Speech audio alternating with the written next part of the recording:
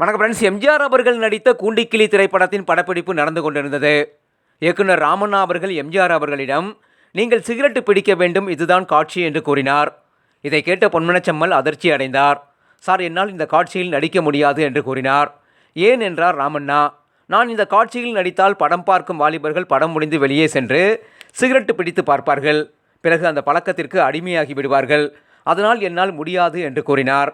ராமண்ணாவிற்கு கோபம் வந்துவிட்டது. இந்த காட்சியை எடுக்காமல் வேறு காட்சியை எடுக்க முடியாது என்று அமர்ந்து விட்டார். பிறகு PS சரோஜா அவர்களிடம், மலைக்கல்லன் திரைப்படம் வெளிவந்து வெற்றிகரமாக ஓடிக்கொண்டிருப்பதால் ராம்சந்தருக்கு தலைகணம் வந்துவிட்டது என்று கூறினார் ராமண்ணா.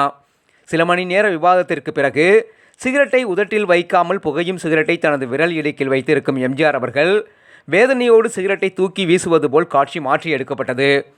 சிகரெட்டு பிடிக்கும் காட்சியில் நடிக்க மாட்டேன் என்பதில் உறுதியாக இருந்தார் பொன்மனச்செம்மல். இந்த வீடியோ பிடிச்சிருந்தால் லைக் பண்ணி ஷேர் பண்ணுங்கள்.